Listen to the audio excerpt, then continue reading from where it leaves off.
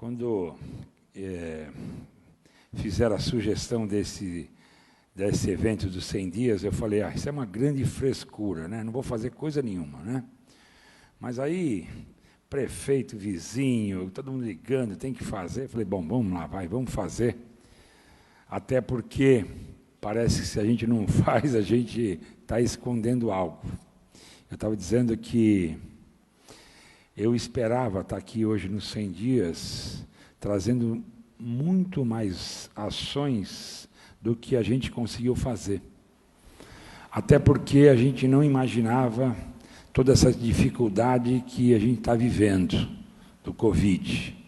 E nem imaginava a situação desastrosa que a gente encontrou a prefeitura. Eu imaginava que fosse estar difícil, mas nunca imaginei que a gente fosse encontrar a cidade na situação desastrosa que a gente encontrou, né? E eu acho que é importante gravar isso, não é para fazer política, é porque eu imaginava e sabia, sabia da situação que nós deixamos a cidade em 31 de dezembro de 2016, né? A cidade, acompanhamos o desenrolar dos recursos que a cidade teve esses 4 anos, de 17, de 1º de janeiro de 17 a 31 de janeiro de 2020, e a gente supunha que, e acompanhou, vendo que não avançou em muitas áreas, mas a gente não imaginava a desordem e o retrocesso. Alô? Obrigado. Então, efeito. Alô? Oi? Está falhando de novo. Alô? Então, tudo isso frustra um pouco o governo, mas quando a gente vê o filme e compara a situação da nossa cidade com as cidades vizinhas, com as cidades do Estado, do Brasil, a gente reconhece que, mesmo em função de tudo isso, a gente conseguiu avançar. O momento é muito difícil, todo mundo sabe, eu não preciso nem relatar aqui da dificuldade do momento, e depois a gente faz um balanço e vê que avançamos, graças a Deus, graças ao empenho de todo o funcionalismo, dos secretários, da Câmara, que nunca deixou de apoiar, isso é importante. A gente, logo que ganhou a eleição, eu tive como primeira meta dar uma atenção especial para a educação.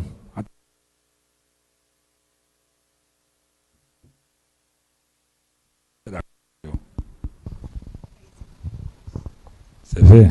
A gente não conseguiu nem acertar os microfones da prefeitura ainda, né? Depois de 100 dias, né? Então, a gente logo que ganhou a eleição, em novembro, eu chamei a Lídia, né? Cadê a Lídia? Eu vi a Lídia aí. Então, eu chamei a Lídia e falei, Lídia, você vem comigo, né? Falou, vou, né? Vamos conversando. Aí eu falei para ela, primeira tarefa, né? Nossa, retomar as aulas presenciais. Uma cidade que tinha feito um apagão na educação, ela teria que ter uma atitude muito enérgica na questão da educação. Esse apagão educacional vai prejudicar a nossa cidade por 10 anos. Foram 300 dias sem aulas presenciais na cidade.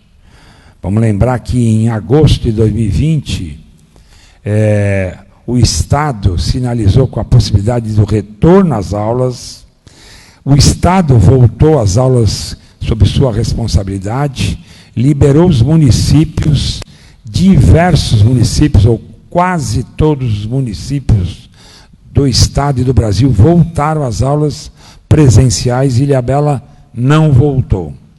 Isso é um prejuízo enorme para a nossa sociedade, não só na questão da educação, mas no desenvolvimento psíquico dessas crianças, no desenvolvimento alimentar dessas crianças, né? Eu estava vendo, essa semana, lendo uma matéria no jornal, falando do acréscimo da violência contra as crianças. 10% a mais de crianças violentadas no Brasil em função dessa falta de aulas presenciais. Então o prejuízo era muito grande. Então o foco foi planejar a volta às aulas. Vamos lembrar que lá em novembro a fase era verde e nós começamos a planejar a volta às aulas na fase verde. Daqui a pouco, em dezembro, nós estávamos na fase amarela, né? E planejamos já com data, dia 18 de janeiro, e quando a gente foi voltar às aulas, nós já estávamos na fase laranja, né? Então você imagina que o planejamento foi sendo adaptado, mas a importância de voltar às aulas. E eu queria dar os parabéns, Lídia, a toda a equipe da educação, os professores, os auxiliares, toda a equipe de saúde, manutenção, porque a gente pegou prédios abandonados, né? Um abandono, dia 4 de janeiro, a gente pegou prédios abandonados e a gente conseguiu cumprir esse cronograma. E só por isso, eu acho que já valeu todo esse esforço. Era um grande compromisso com a sociedade de Ilhabela e a questão das voltas às aulas. Lógico, passamos por dificuldades, né? Uma liminar que nos obrigou a parar, e a gente nunca deixou de conversar com as cidades vizinhas. Queria registrar a presença do Alessandro, vereador. Então a gente conversando com as cidades vizinhas, eu conversando com o prefeito Felício de São José, que é a nossa maior liderança entre os prefeitos, vou dizer assim, né? Até porque ele tem a maior cidade nas mãos, e ele falou: Colucci, ele não voltou tão cedo como nós, mas não deixou de manter as aulas presenciais, iniciando na primeira semana de fevereiro. Então, a gente não fez de orelhada, a gente não fez por teimosia, a gente fez porque entendia a importância da educação na nossa cidade e para os nossos jovens. Então, esse foi a primeira grande vitória, né? E aí a gente não pode, lógico, esquecer de falar da saúde, né? E eu queria também aqui agradecer a toda a equipe da prefeitura, todos os funcionários, secretários, mas especialmente a saúde, também da Lúcia, a Cidinha, em nome de vocês duas, eu agradecer a equipe toda, vi o Henrique, vi a enfermeira Mara, então vi várias pessoas, a Suelen, vi muita gente da saúde aqui, e agradecer também, porque foi outra área que a gente, logo de início, deu muita atenção, até porque a cidade estava de ponta cabeça, né, na questão saúde, né? A saúde, além de estar toda desorganizada, né, cheia de barraca, de tenda, de circo, enfim, né, era o local de maior desvio de recursos, de roubalheira no município. A saúde foi o foco, né, Luiz, dos grandes desvios de recursos, embora eles ainda não estejam sendo averiguados, mas as coisas vão aparecer. Até porque, como a gente teve muita coisa para fazer, muitas sindicâncias ainda não foram abertas em função de tudo isso que a gente encontrou. Mas só de cara, só para todo mundo entender, né? Nós desmontamos um hospital de campanha que ia custar 850 mil reais. Ia custar um hospital de campanha, ali montado nos fundos do hospital, naquele estacionamento. Aquilo mais parecia um circo do que um hospital de campanha. Quando nós assumimos dia 1º de janeiro, ele sequer tinha 50% pronto, e eu não tive dúvida, falei para o Henrique, vai lá e dá ordem para o cara para parar, porque dia 4 eu já vou fazer a primeira ordem de desmonte, né? E qual não foi a nossa surpresa de encontrar dos 850 mil reais do contrato, 260 mil reais já pagos, sem estar pronto. Previa-se um pagamento mensal no hospital. Ele nem foi terminado, já tinham pago quase que 1/3 do hospital. Então, só para você, 1/3 do contrato de aluguel, por 6 meses. Então, foi coisa assim, né? Gripário, montado sem menor condição. Eu tive vários vereadores que, na época, falaram comigo, e em especial o Edilson. Edilson está aí? Eu não vi o Edilson, mas o Edilson estava com... Está aqui? Está ali o Edilson, né? Edilson que teve Covid, foi atendido no gripário, chegou para mim e falou: prefeito, é insuportável o gripário, o calor, as condições de atendimento, né, a fiação exposta, tinha recado de cuidado, perigo de choque, né? Quer dizer, então esse desmonte e remontar o serviço com qualidade a gente fez, economizando, né, tirando placa, tirando tenda, tirando hospital de campanha, tirando gripário, montando em lugares próximos ao hospital, a maioria deles já da prefeitura, sem gastos extras, com exceção lá do prédio dos idosos, que a gente paga 6 mil reais por mês. Quer dizer, então, mudamos, economizando recursos, e começamos a fazer um trabalho diferenciado. Com o dinheiro da economia, 3 equipes montadas para acompanhamento dos pacientes que passavam pelo gripário. Então, tratamento, atendimento precoce, acompanhamento precoce, né? Para você poder evitar que os casos de possíveis casos de Covid se complicassem e passassem a necessitar de internações ou de intubações na UTI, né? Então, tudo isso é para dar mais qualidade no atendimento e para intervir no processo da doença numa fase anterior, mais precoce, para que a gente tivesse sucesso no atendimento. E isso, em números, já foi demonstrado. Hoje, Ilhabela, nós pegamos uma situação difícil lá em janeiro, de dezembro para janeiro. Os números de janeiro foram números piores, lógico, a cidade ainda era a melhor cidade da região, mas os números estavam muito próximos às outras cidades. E, rapidamente, em fevereiro e março, enquanto o Brasil era acometido aí por mortes, por internações, os números de Ilhabela, do combate ao Covid, do tratamento, já apareceram.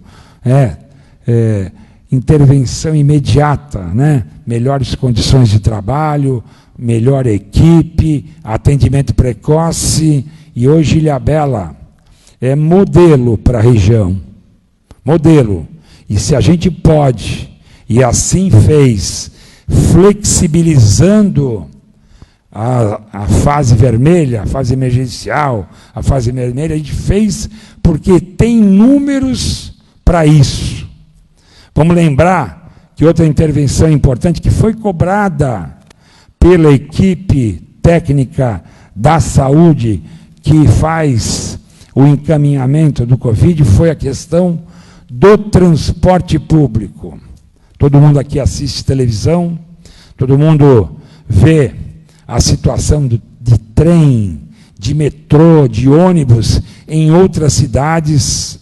todo mundo apontando como o momento do transporte, da ida para o trabalho, da volta para o trabalho, e é isso muito em função disso que tentam fazer o lockdown, né?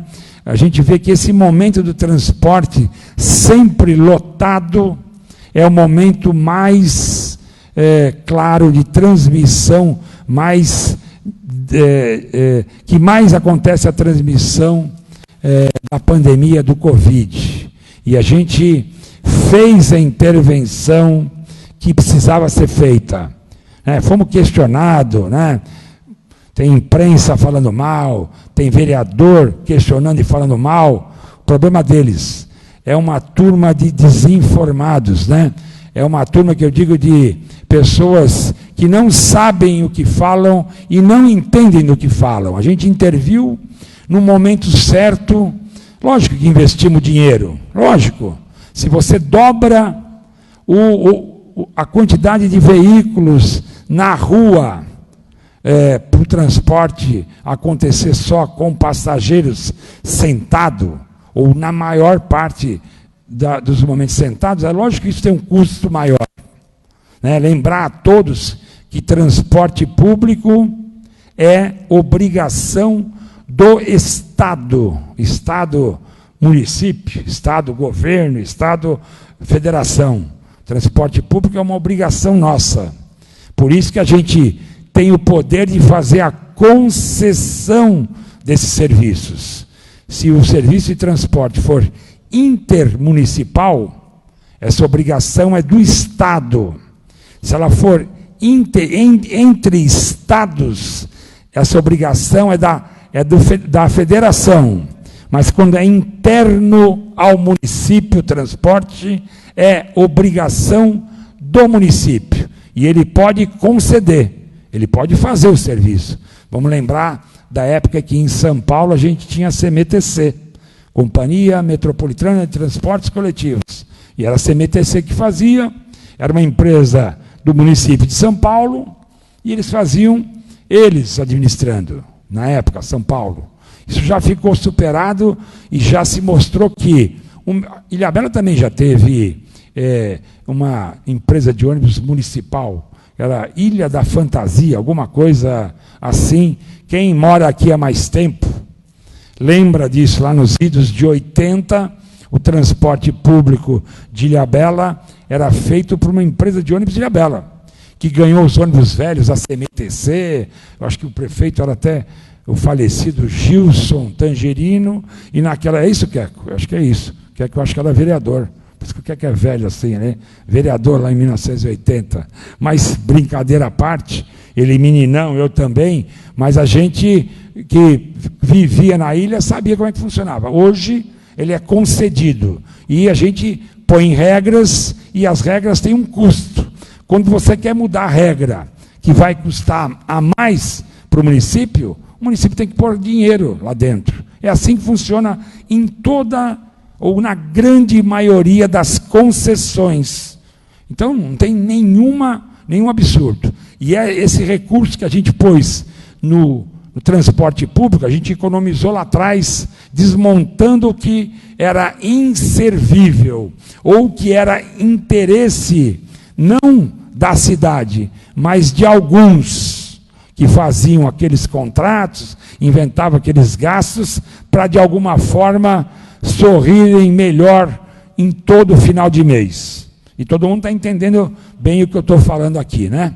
Então, a gente deixou de gastar aonde não tinha função e passou a gastar, e os números estão aí. Quer dizer, a gente mostrou a diferença, porque nas cidades ao lado, ou nas cidades da região, ou de outros estados, os números são diferentes dos nossos, porque não fizeram o correto, não gastaram, não investiram no que realmente ia melhorar, ia fazer com que a pandemia acalmasse. Então, eu acho que esse trabalho todo nosso, que não é fácil, né, de montar essa engenharia toda, de tomar conta de todas essas estruturas, discutir com o governo de Estado, com a promotoria pública, mostrar os números, né, reivindicar flexibilização, abrir comércio, não deixar a cidade morrer, porque não adianta a gente não morrer de Covid e as nossas empresas e os nossos empregos de Ilhabela morrerem, não adianta. Porque depois passa o Covid e a gente olha para uma cidade destruída, né? Então não adianta fazer isso. A gente tem que olhar os números, mostrar para o governo, e a gente está falando isso quase que diariamente ou semanalmente, mostrando, olha, o governo do Estado não pode tratar os desiguais de forma igual. Não pode. Os nossos números são muito diferentes das cidades ao entorno. Ilhabela se preparou.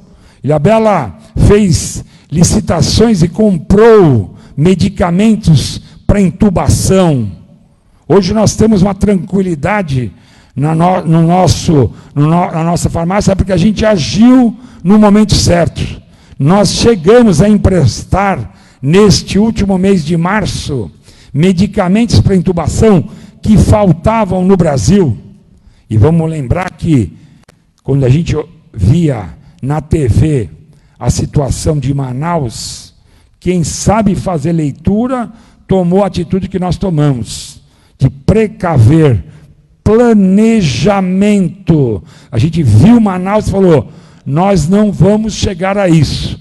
Chamei o Henrique, chamei a Lúcia, toda a equipe de saúde, falou, vamos fazer a compra dos medicamentos. Pudemos emprestar em março para 4 cidades que estavam passando por dificuldades. Emprestamos para São Sebastião, emprestamos para Ubatuba, emprestamos para o Hospital Universitário de Taubaté, emprestamos para a Santa Casa de Cruzeiro medicamentos. Nós estávamos tão preparados que podíamos socorrer os vizinhos. Oxigênio, em 2013, 2012, porque nós éramos uma ilha, a gente, na época, sabia dos problemas da travessia da balsa, das emergências, para não ficar na mão do oxigênio que vinha do continente. O White Martins, que entrega, é a nossa fornecedora, para não ficar à mercê da White Martins e da travessia, nós instalamos 2 usinas de oxigênio, lá em 2013, pensando em problemas que poderíamos ter, e produzir oxigênio para o nosso hospital, sem depender do oxigênio engarrafado. Eu voltei em 2021, cheguei no hospital, fui ver como é que estava a situação, eram as 2 mesmas usinas que lá estavam. Chamei o Henrique, falei, Henrique, e aí? Prefeito, dá para a gente montar, vamos fazer uma licitação rápida, dá para a gente reforçar. E aí nós dobramos a capacidade de produção de oxigênios. Adquirimos mais uma usina, né? Mais uma usina de oxigênio, dobrando a capacidade, e hoje conseguimos produzir cerca de 240 metros cúbicos de oxigênio por dia, suficiente para atender o Mário Covas, se estiver cheio de gente, e não vai estar, graças a Deus, mas se estiver lotado de gente precisando de respirador e oxigênio, Ilhabela tem essa capacidade. Olhando o que acontecia em Manaus, a gente planejou o nosso futuro. Tudo isso nos dá essa possibilidade de mostrar para as autoridades do Estado, para o governador, para o general Dória, aqui, ó, nós podemos flexibilizar a nossa economia, porque a gente está preparado e os nossos números são números de um estado verde. Se Ilhabela fosse um estado, e a gente tivesse uma cor, a cor aqui seria, hoje seria verde. Mês de março, amarelo. Hoje, verde. Então, isso trabalho nesses 100 dias. E eu quero, mais uma vez, dar os parabéns para toda a equipe de saúde, né? E outro compromisso, quer dizer, a gente fez obras emergenciais, né? A gente passou aí por dias de muita chuva, aí eu quero agradecer ao Valtinho, o Cornélio e toda a equipe de trabalho da Secretaria de Serviços Urbanos, a Secretaria de Obras, aqui a Secretaria de Finanças, que viabilizou compras emergenciais, né? A Secretaria de Administração, que nos possibilitou atuação enérgica, né? A questão do meio ambiente, então a Secretaria de Meio Ambiente que começou a botar a ordem nessa questão da deposição de lixo, da limpeza da cidade, da mudança lá do aterro sanitário. Eu não vi o Chico aí, mas o Chico... Opa, tá, ele está sem chapéu, Chico. É por isso que eu não te reconheci. Então eu queria agradecer o Chico e toda a equipe. Agora estou vendo o Maurício, estou vendo a Nancy. Estou ficando cego, não tinha visto vocês. Mas, então, eu estou, assim, essa coisa é importante, essa energia é importante. A cidade começou a mudar de cara já, né? Mais limpa, mais arejada, né? Então, isso tudo aconteceu porque as pessoas estão se empenhando e as coisas vão acontecendo.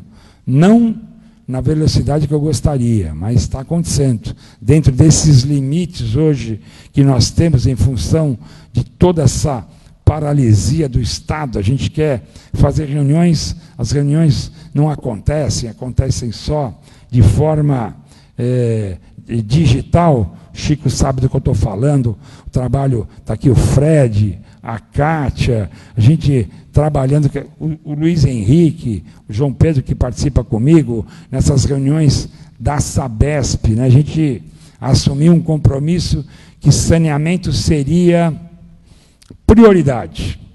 Vamos lembrar que em 2009, lá atrás, quando eu assumi o primeiro ano de prefeito, no primeiro governo, Ilhabela tinha 4% de esgoto coletado e tratado.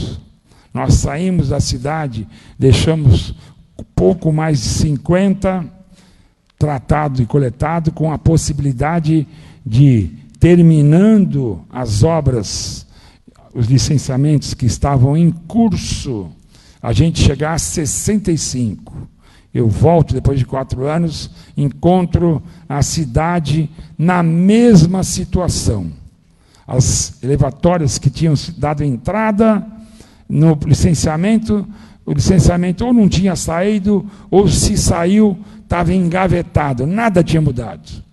E eu falei para o Chico, falei para a Kátia, para o Fred, para o Luiz Henrique, que me assessora ali, que é o homem do jurídico, para os procuradores, para o João Pedro, nós vamos priorizar cobranças da Sabesp. Nós vamos trabalhar para mudar tudo isso. A estação de tratamento de esgoto lá da Feiticeira, que a gente tinha feito um projeto num local, foi reprovado, mudamos para um novo local, fizemos o projeto, tínhamos dado entrada na CETESB, tinha, enfim, nesse período de 4 anos, sido autorizada, estava licenciada.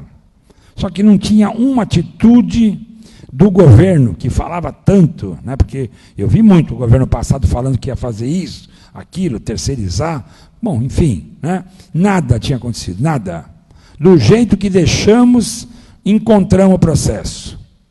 Pouco tinha andado. Falei, vamos terminar, chamamos o processo, revisamos o processo, botamos todo mundo para trabalhar, e na semana passada abrimos a licitação para contratação da empresa para fazer a obra. Já foi publicado em Diário Oficial, jornal de grande circulação, na internet, 23 milhões? 23, João Pedro que tocou isso, engenheiro, formado no Mackenzie, liderou essa equipe, 23 milhões, é isso?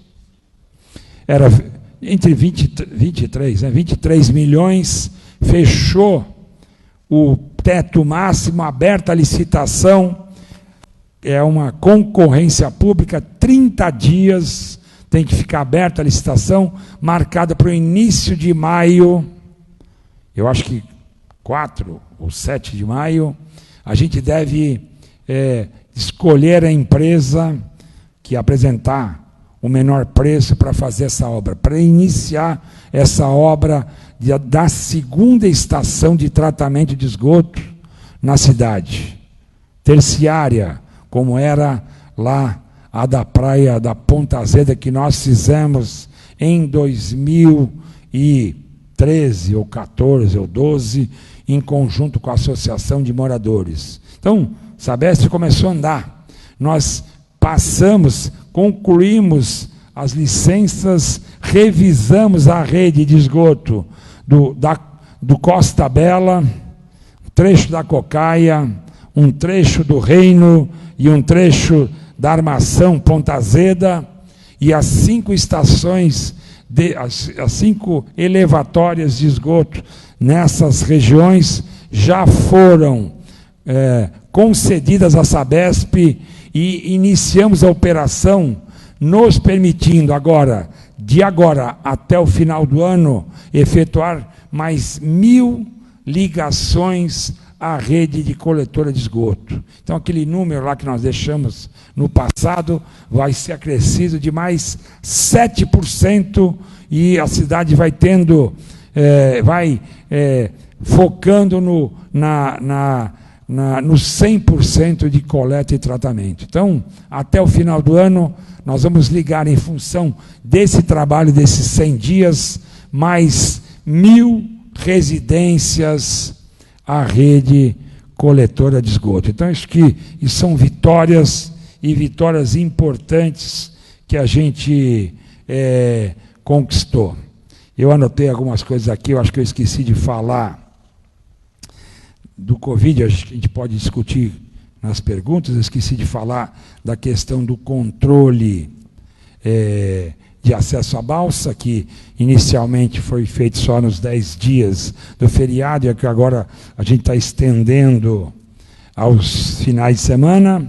Eu queria também cumprimentar e agradecer o trabalho da Nancy no Serviço Social, e lembrar do trabalho que a gente já está fazendo, e que junto, Nancy, Fátima e Maurício estão trabalhando aí, e a gente deve, já agora, até o final de semana, começar a fazer os repasses para as famílias inscritas no CAD Único.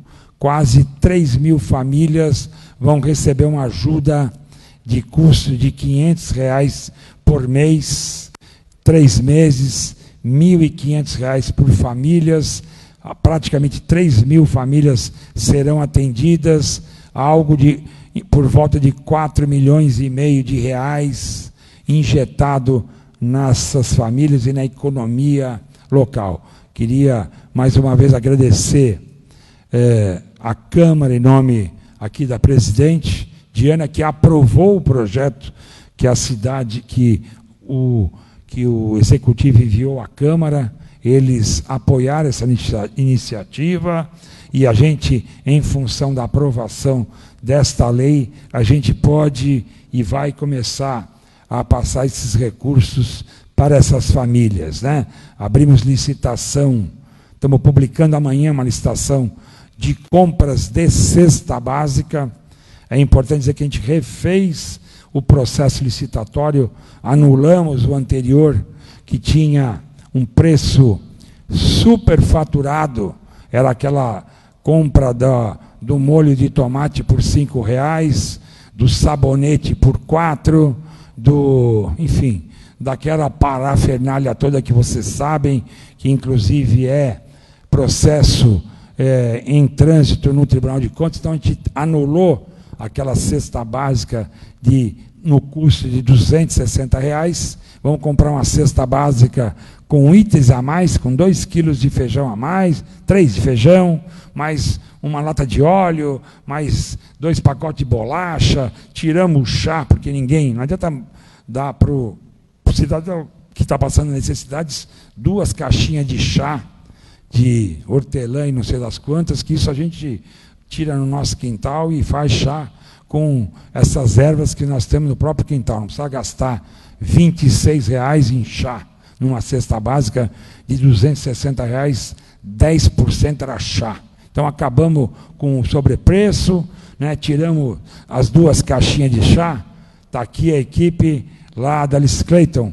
Publica hoje? Já publicou? Já publicou? Então publica hoje uma cesta, como eu disse, com mais produtos e num preço de partida de R$ 160, que a gente espera que saia por entre R$ 160 e R$ 145. R$ 100 mais barato do que o anterior. Então é assim que a gente está administrando, tira dinheiro aonde tinha roubalheira, desperdício, põe dinheiro aonde a gente entende ser importante e que vai atender a sociedade, né? Então, eu acho que é importante lembrar também da prorrogação dos prazos dos pagamentos de IPTU, ISS, né? O Banco do Povo dando oportunidades para os empresários, enfim, a gente trabalhando na parte econômica para atender melhor a sociedade. Lembrar aqui do pessoal do esporte, né, o Hari, e do aumento da Bolsa para os esportistas, mais dinheiro na mão, das atitudes da Secretaria de Cultura. Nós vamos fazer agora uma live num trabalho junto com o Jornal Tribuna para atender os nossos músicos, sempre que possível, liberando, falar do turismo. Eu queria... A Luciane está aqui? Acho que eu não vi a Luciane. Está ali a Luciane. Luciane está escondida aí, né? Queria agradecer a Luciane e essa apresentação de Ilhabela para o mundo, que ganhou o selo de cidade segura, o que, de alguma forma, mostra para o turista que, se ele quer vir para um lugar para passar, para desopilar, Ilhabela é um local seguro para isso. Então, eu queria agradecer a toda a tua equipe por ter trabalhado isso. Eu acho que a apresentação está feita, e se surgirem dúvidas, estou aqui para responder. Luiz Henrique, João Pedro e a nossa presidente da Câmara, Diana, responder pela Câmara de Vereadores, tá bom? Tá bom assim? Cadê o que? Importante.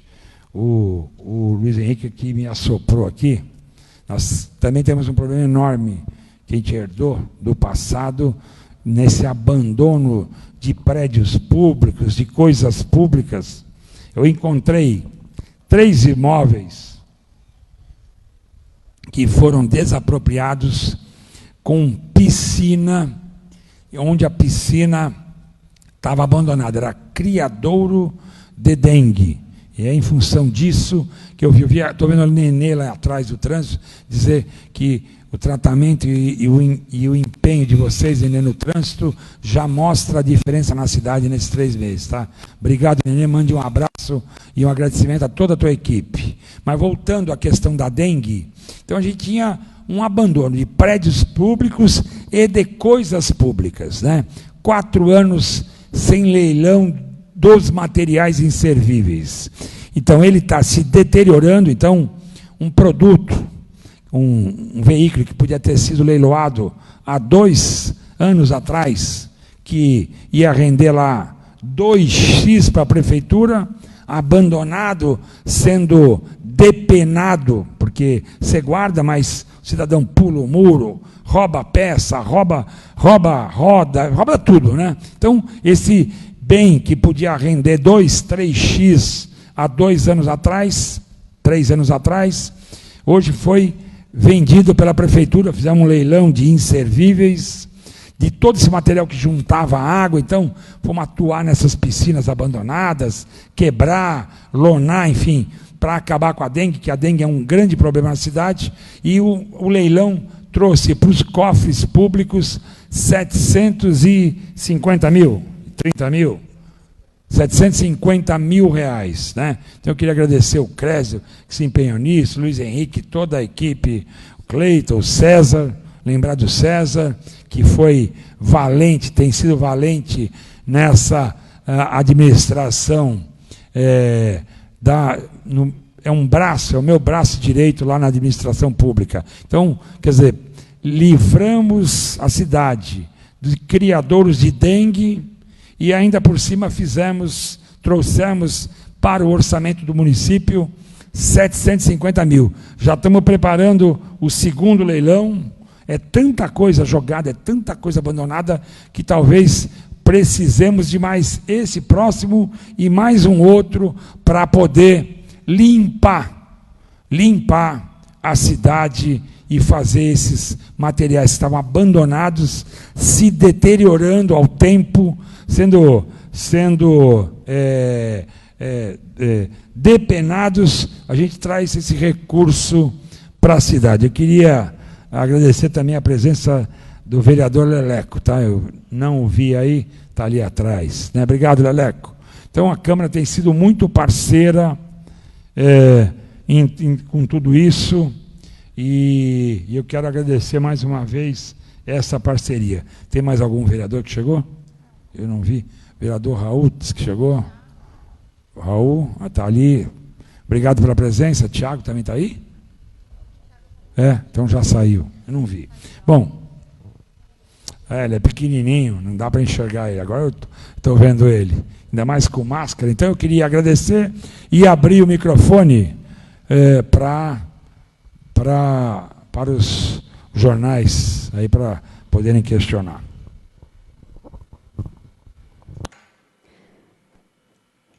Ouvimos, então, o senhor prefeito, que relatou sobre as principais ações dos 100 dias de governo. E agora eu gostaria de convidar o assessor e jornalista Acácio Gomes, ele que vai dar prosseguimento aqui com a coletiva e tratar com os jornalistas. Boa tarde a todos. Obrigado, Ana. Boa tarde, prefeito. Boa tarde, vice-prefeito João Pedro, presidente da Câmara Diana, doutor Luiz Henrique, os secretários, todos os vereadores presentes. Como nós combinamos com a imprensa, nós vamos liberar uma pergunta por veículo neste momento da coletiva e, posteriormente, o veículo que quiser fazer algum tipo de pergunta ao prefeito, a gente grava logo após a transmissão. Então, alguns já se inscreveram, então eu libero agora a primeira pergunta. Donizete Machado, não? Pedro Montemor, blog Contra e Verso. Está ali no meio, o pessoal leva o microfone, por favor.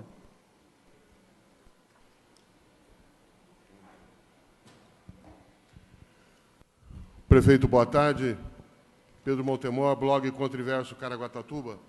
Todo agente político, para organizar a casa, quando volta ao poder ou quando é eleito, precisa tomar, às vezes, 3 medidas. Uma de sua própria opinião, uma drástica e uma obrigatória. Qual dessa, o senhor poderia dizer, dessas 3, qual cada uma que foi tomado nesses primeiros 100 dias? Não sei se eu consigo... Primeiro, boa tarde. Obrigado pela presença. Eu não sei se eu consigo encaixar 3 medidas nessa... Não sei se eu usei essa regra, eu acho que não. Então, acho que eu não usei bem essa regra, mas com certeza algo que eu tinha convicção de que teria que ser feito é acabar com os processos de corrupção, de desvio de dinheiro e superfaturamento. Essa foi a primeira atitude que a gente fez. Finalizamos diversos processos de desapropriação, esses contratos superfaturados, essa questão de ficar montando tenda, hospital, gripário, cobertura na frente do banco, painel de LED, entendeu? Tudo isso que consumia os recursos da cidade sem trazer nenhum efeito prático para o município. Acho que essa foi algo que eu coloquei como principal atitude, né, logo no primeiro dia de governo, né? E também algo que eu escutei muito, eu acho que foi algo que a gente tentou fazer, não completamos ainda, foi valorizar as pessoas que trabalhavam pelo interesse público. Tinha muita gente no governo, né, que estava lá para resolver problemas próprios, né, para resolver a sua vida. Então, tomava atitudes sempre pensando no seu interesse, nunca no interesse público. Então, isso foi algo que eu escutei muito da toda a equipe, né, e a gente tem uma atenção para isso. Ainda tem alguns lugares que a gente precisa mexer em função disso, mas eu acho que 99% dessas pessoas já estão fora. Ainda tem aí alguns lugares que a gente precisa ter mais tempo para olhar com um pouquinho mais de exatidão para poder fazer e tomar essa atitude. Tá bom? Segundo inscrito, Washington Reis, Jornal do Esporte. Está presente? Ou já saiu? Já foi?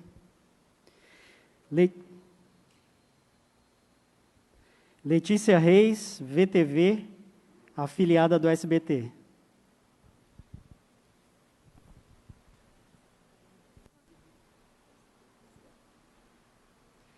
Boa tarde a todos. Boa tarde, prefeito. No discurso do senhor, o senhor falou que pegou, né, o mandato anterior numa situação desastrosa, que foram os primeiros dias de governo, mas que tinham algumas ações, né, mais ações que o senhor gostaria de ter colocado em prática que não conseguiu colocar. Quais são essas ações? E, a partir de agora, qual que é a prioridade, qual que é o maior problema que Ilhabela tem, que o senhor vai priorizar nos próximos dias?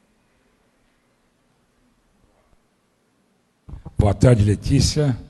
Com certeza, a Letícia e o Caio são os jornalistas que eu mais vi nesses 100 dias, né? Que me cobraram muito, né? Então, assim, lógico, a gente tem...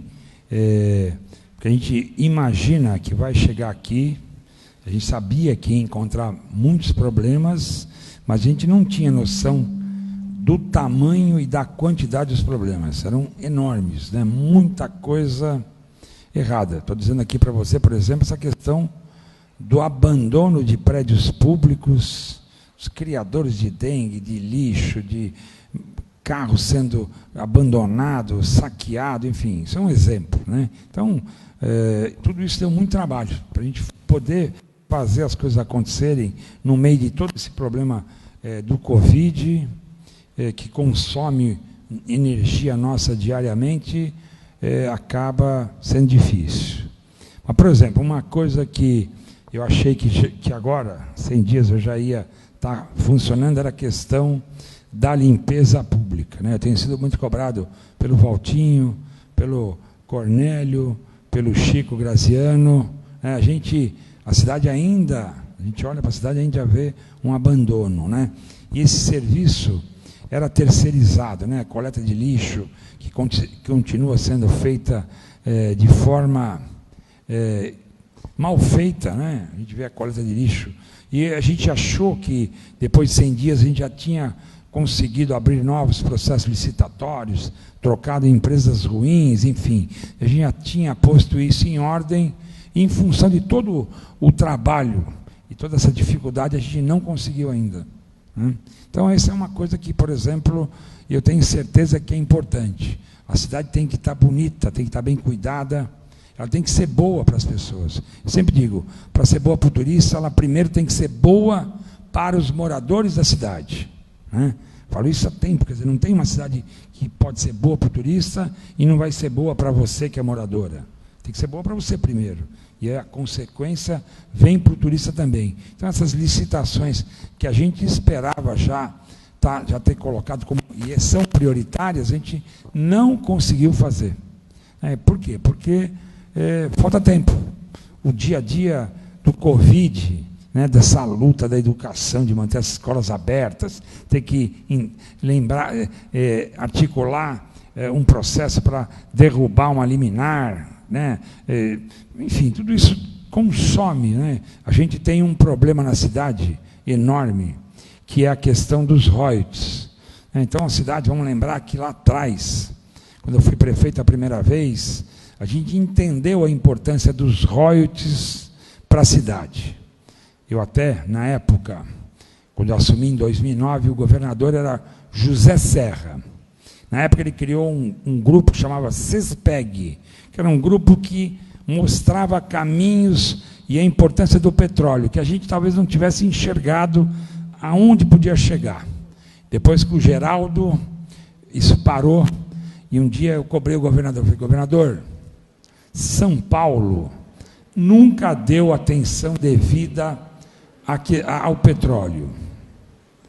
O Rio de Janeiro, o Espírito Santo, os dois estados, têm secretaria estadual de petróleo e gás. Eles têm secretarias do que eles estavam enxergando a importância do petróleo na questão de grana, dinheiro para o Estado. Então, o Estado do Rio de Janeiro tem uma secretaria que cuida só disso. Eu vou dar um exemplo do que aconteceu lá no início do nosso governo. A gente pegou a coisa já terminando, né?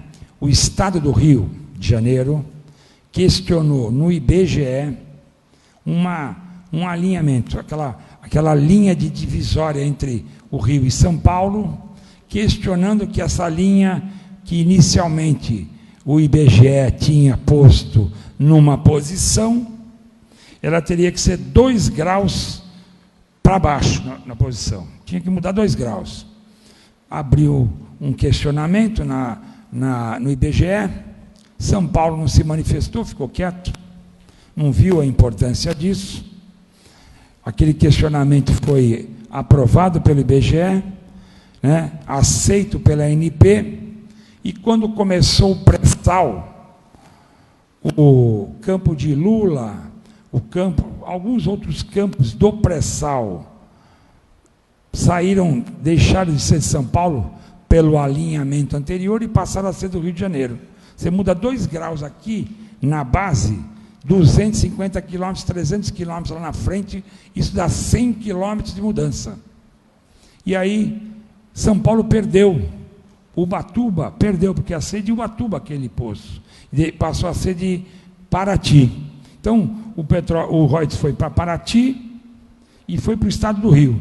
Você sabe que o Estado do Rio, os estados recebem os mesmos valores que os municípios recebem no posto. Então, se o royalties de Sapinhoá rende por ano para Ilhabela 300 milhões, ele rende também para o Estado de São Paulo 300 milhões. É a mesma quantidade. Você pegar todos os royalties pagos no pré-sal, na faixa, na plataforma continental dentro do Estado, então pagou para Ilhabela, pagou para Peruíbe, pagou para Itanhaém, pagou para... Se somar tudo que nós recebemos, o Estado recebe o mesmo valor.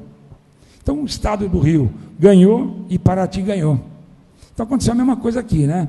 No passado, São Sebastião, ano passado, ano retrasado, começou a discutir lá a questão que os royalties do pré-sal aqui deveriam ser deles também.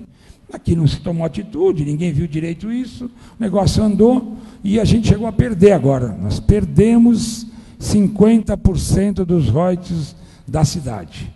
A gente se mobilizou rápido, eu quero agradecer o Luiz Henrique, agradecer a Procuradoria, a gente conseguiu uma liminar, que brecou isso, mas é uma liminar, a gente não conseguiu de volta os royalties, né?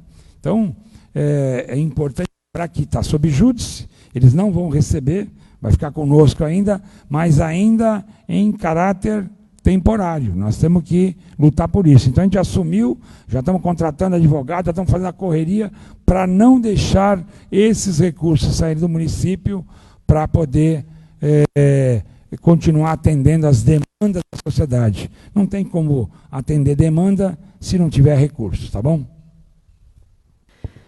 Agora sim, o Washington Reis, Jornal do Esporte.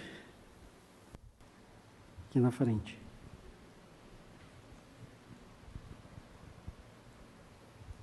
Boa tarde, prefeito. Boa tarde a todos. Eu gostaria de ver que o senhor emitisse uma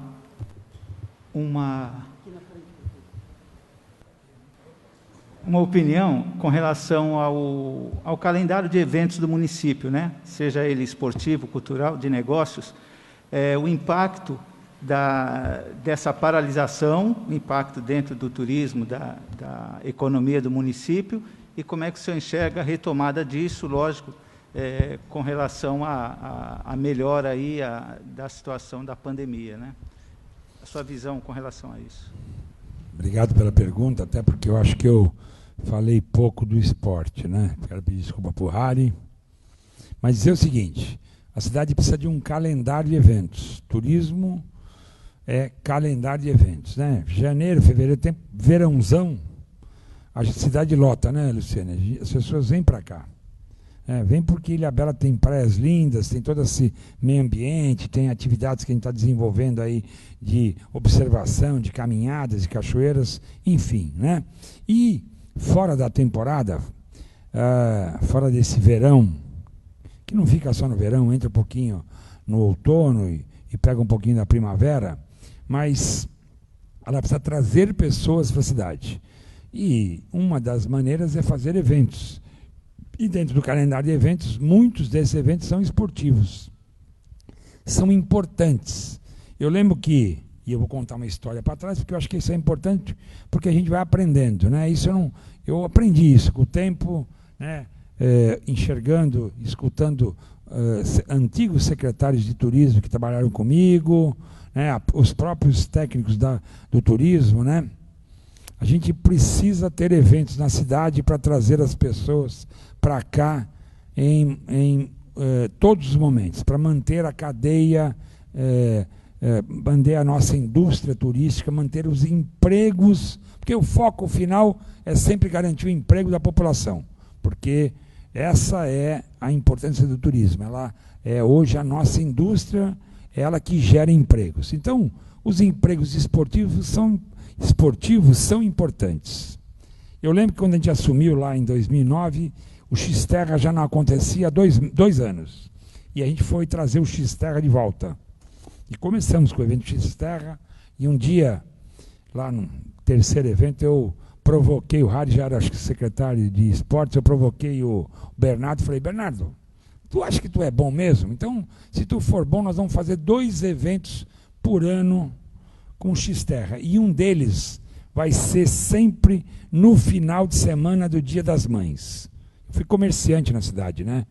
Minha área é saúde, sou oficial da Polícia Militar do Quadro de Saúde, né? Tive consultório, enfim. Mas eu sempre gostei do comércio. Eu cresci atrás do balcão da tabacaria do nosso pai, né, Heloísa? Lá no Mercado da Lapa, né? Eu gosto de comércio.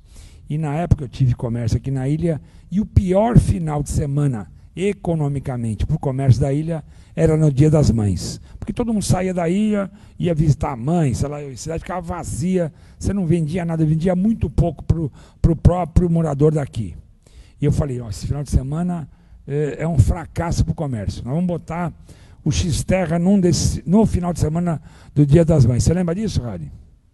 E deu certo. O cara trouxe esse evento, a gente bombou esse evento, e o final de semana começou a ser de hotéis, né, de ocupação, porque as pessoas vinham e traziam as suas mães, traziam a sua família para participar e para assistir, e para depois, no domingo, almoçar no Dia das Mães. Então a gente passou a ter uma ocupação na hotelaria e girar o comércio da cidade. Então, atividade esportiva é sempre importante. Nós estamos aí já nos organizando para garantir a Semana de Vela de Ilhabela. Esse ano ela vai acontecer, independente, a gente está dizendo porque eu tenho certeza que a situação do Covid vai estar melhor, mas independente disso, a gente faz com mais ou com menos protocolos, mas a gente vai fazer, porque a cidade não pode ficar sem os eventos esportivos, tá bom?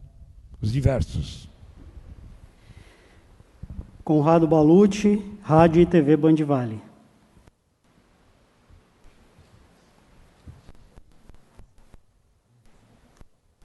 Tudo bem, prefeito? Boa tarde a todos os presentes, caros colegas. Prefeito, o Estado de São Paulo, aqui, prefeito, aqui, ó, no canto, seu canto direito. O Estado de São Paulo, ele tem notificado os municípios que, segundo ele, tem quebrado as regras do Plano São Paulo. Queria saber se o senhor tem o senhor teme, de repente, que o governo do Estado barre na justiça a reabertura do comércio e, de repente, alguma punição, alguma multa ao município?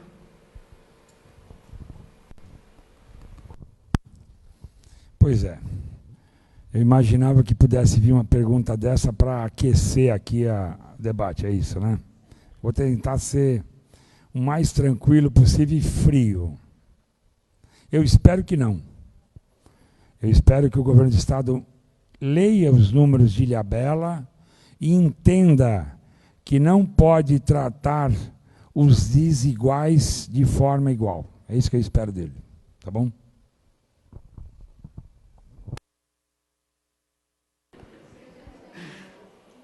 Cláudio Rodrigues, Jornal Costa Norte e Expresso Jornal.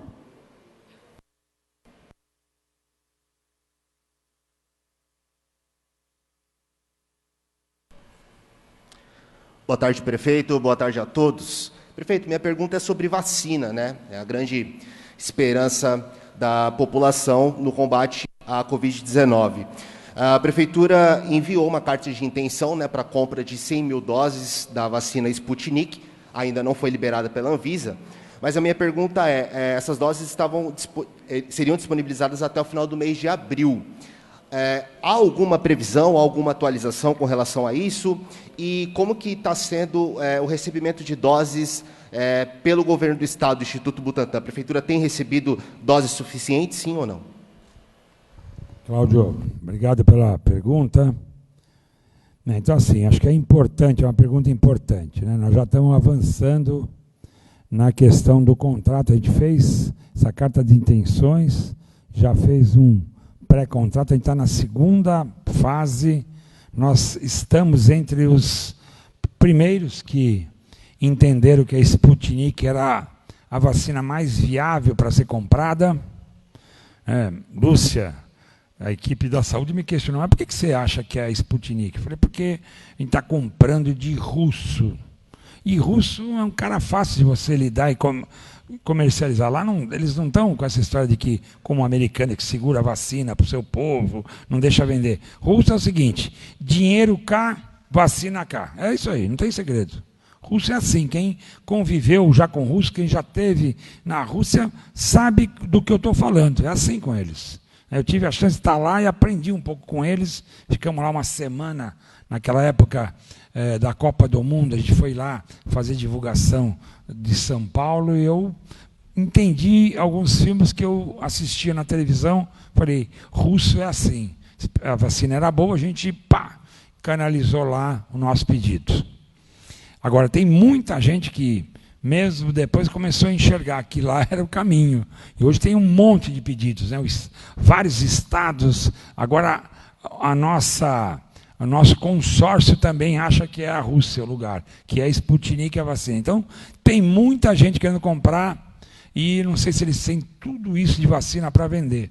Eu espero que que a cronologia dos pedidos seja válida. O que a gente, desde o início, conversou é que até o final de abril a gente teria vacina. Eu não sei se eles vão conseguir cumprir, até porque o Anvisa fica questionando lá a vacina e, de repente, diz que tem 30 dias ainda para avaliar. E é lógico, a Rússia não fica esperando. Se o Brasil não der a grana e não comprar, se os municípios não derem a grana e comprar, vai vender para outro. Vamos lembrar que a Argentina toda está sendo vacinada com Sputnik, né? A Argentina vacina, e diversos outros países, mais de 50, 60 países estão vacinando aí com Sputnik e tem dado resultado, né? Então é uma pena a demora da Anvisa e toda essa atrapalhação que esses governos, tanto federal quanto estadual, estão fazendo. E aí agora eu vou responder na questão do Estado, né? Eu fico, assim, chateado, né? Diria, em casa, muito puto da vida quando eu vejo aquela propaganda que o governador do Estado faz na televisão. A última agora é dos professores, né? Ele vai lá, todo mundo está assistindo televisão e está vendo, né? Governo do Estado está vacinando os professores, né, a partir de 47 anos, quase, governo do Estado. Aí eu falo, qual é a tarefa do governo do Estado na vacinação. O Butantan, que é dos paulistas, né, porque o Butantan tem mais de 50 anos, ele não é do governador, ele é dos paulistas. Eu sou lapiano e cansei de ir no Butantan, e o Butantan já há muitos anos produz vacinas e vende vacinas para o mundo, principalmente para a América Latina. Butantan, dos paulistas, né?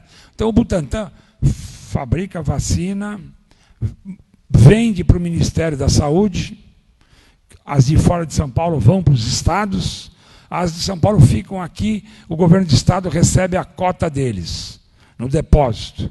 Pega do depósito e manda para os outros depósitos regionais do estado.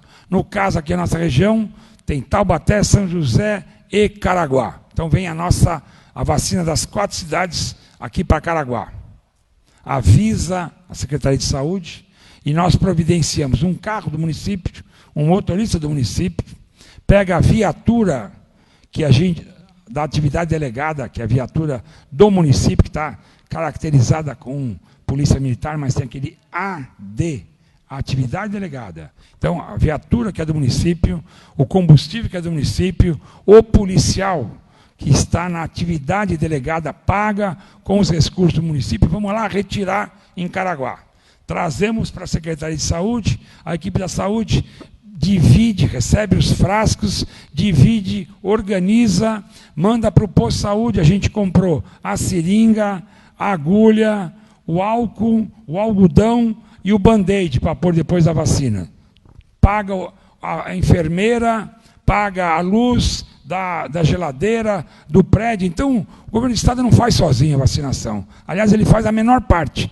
Quem faz a maior parte são as prefeituras. Mas na hora lá de fazer propaganda, ele fala dele, só dele. Porque ele é o bacana, né? Aí, se não bastasse isso, ele manda doses a menos. E aí diz, não, eu estou mandando as doses em cima do número de vacinas aplicadas na vacinação da H1N1 do passado. Ora, quanta gente aqui deixou de tomar H1N1? Eu vou dar um exemplo de uma faixa etária. 68 anos, porque eu decorei esse número, 68 anos. Os jovens de 68 anos, é assim, né, Cornélia, que é para falar, jovem de 68. Então, jovens de 68 anos, eu estou quase lá também, jovem, eu, Lídia, Lúcia e outros da equipe, né, jovens de 68 anos, né, mandaram os 18 frascos, ou seja, teoricamente 180 doses para a gente vacinar. Nós tínhamos na nossa lista de jovens de 68 anos 235 pessoas.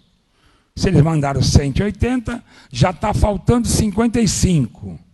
Aí, quando você abre o frasco, alguns vêm com 9 doses, não, alguns poucos com 9, e também alguns com 8. Então, daquelas 180, na verdade, vieram 172 doses. Então, já faltava 55, agora faltam 62 doses, se todos comparecerem para tomar a vacina. Então, a vacina vem sempre de forma insuficiente. E nós estamos alertando o Estado há mais de um mês, diria quase 45 dias, do problema do número de vacinas insuficiente e da questão dos frascos com quantidade a menos. E eles não respondem, diz que nós que estamos errados, que nossos enfermeiros que não sabem aplicar vacina, que desperdiçam. Tanto é verdade que eu fiquei possesso e há 15 dias atrás fiz um BO na delegacia. Todo mundo falou, você é louco, só você que está reclamando. Eu falei, não, tem vários prefeitos reclamando também. Só que eles não têm coragem de falar isso, porque muitos dependem do governo do Estado. Eu fui lá e fiz um BO. E aí agora todo mundo está reclamando. Agora todo mundo viu que o negócio é grande, até porque, além de ser insuficiente e jogar nas costas do prefeito, porque o governo do Estado, além disso, de mandar insuficiente, ele vai avançando nas faixas etárias, deixando um rabo para trás. Nós vamos completando o rabo com as vacinas que vêm da outra faixa, quer dizer, mas o déficit já é de mais de 1.000 vacinas só em Ilhabela. Na nossa região, São José dos Campos já tem, o prefeito de lá também é corajoso, começou a mostrar isso, são 65 mil doses faltantes, né? Então, só na região nós temos mais de 250 mil de doses a menos. Então, não adianta agora chamar os de 67, de 66, de 65, porque a gente não vacinou ainda todos de 72, de 73, de 74. Só que na propaganda da televisão é diferente. Na propaganda de televisão, o que aparece lá é que o governo do Estado está avançando, né? E eu estou respondendo para você, mas eu quero pedir desculpa para o pessoal da Band, que eu tentei me controlar lá, né? Então é um pouquinho da resposta da Band também. Tá? Cadê o Conrado? Já foi pronto, então ele escutou essa resposta melhor. Senão sai na Band e todo mundo escuta o que eu falo. Meu Deus. Prefeito, só para a gente pedir licença. Alô? Só pedindo licença. Tem mais gente aqui para poder responder, se tiver alguma pergunta deles, né? O doutor Luiz Henrique. O Luiz Henrique quer explicar, Luiz? O Luiz Henrique tem médico agora às 4h30, não é Covid, é médico, né? Cardiologista, vai lá. Ei, teve Covid, né? Você vê que ficam sequelas, a doença não é brincadeira, gente, né? É isso aí, vai lá, se cuida. Próximo a perguntar, Caio Gomes, Tribuna do Povo.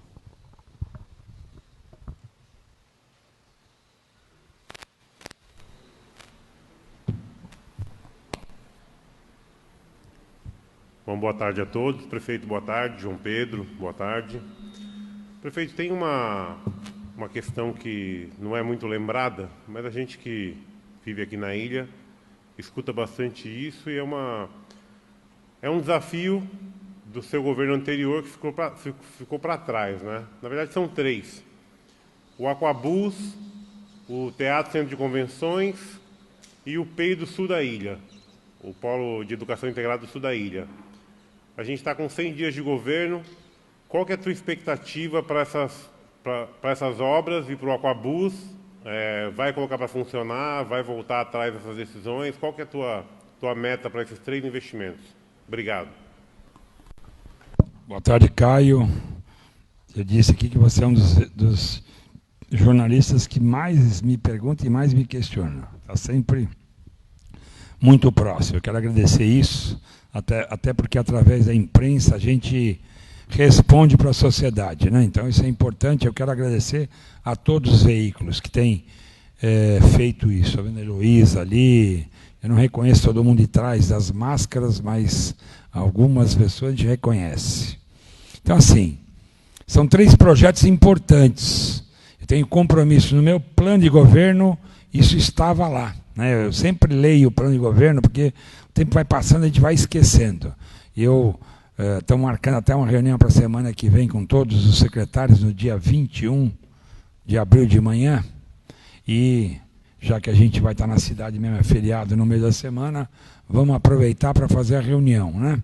E para lembrar todo mundo de trazer o seu plano de governo, para lembrar dos compromissos que a gente assumiu com a sociedade, né? Eu fui eleito, eram 10 candidatos, eu fui um dos 10, eu e João Pedro fomos eleitos com 51% dos votos. Então, a maioria da cidade entendeu que aquele plano de governo é o correto, e lá existem os compromissos, e 3 deles são exatamente esses que você apontou. E eu esperava que hoje, com 100 dias, a gente tivesse avançado em todos. E na verdade, esse avanço não aconteceu em todos. O PEI, a gente já deu um passo lá, 2 passos, talvez o teatro 1 passo, e o Aquabus nenhum passo, né? Então, porque é fora, porque, não sei se todo mundo sabe, esses Aquabus foram levados para Caraguatatuba, estão lá escondidos numa marina, ou depositados numa marina, os equipamentos são todos deteriorados. Então, o meu compromisso é de ativar, de retomar esses projetos, e a gente vai fazer. talvez não com a velocidade que a gente previa, muito em função desse momento que vivemos, mas a gente vai fazer. Fabrício Correia ou o Samuel do Portal Meon? Fabrício? Tá ali.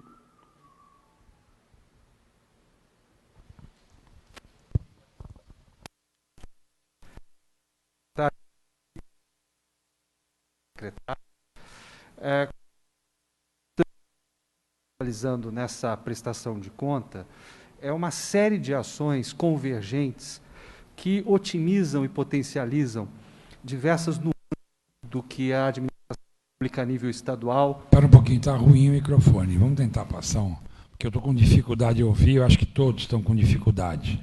Mais perto, isso. O que nós vemos nessa prestação de conta, principalmente no que se refere ao combate à Covid, é uma convergência de diversas ações integradas a todas as áreas da administração pública, que potencializam não só o combate à doença, mas o tratamento, seja ele precoce ou seja ele dos infectados pela Covid-19. Essas nuances e ações permeiam, inclusive, as flexibilizações diversas, enfocando o que, ao meu ver, é o principal foco de contágio, que é o transporte coletivo lotado das grandes e médias cidades. Você chegou a apresentar formalmente essas ações ao governador João Dória ou ao subgovernador Vignoli, ou à Frente Nacional de Prefeitos, mostrando a metodologia aplicada e o resultado excepcional que ela se resulta? Queria cumprimentar o Fabrício, um amigo, ex-secretário de Cultura de Caçapava, né, cidade amiga.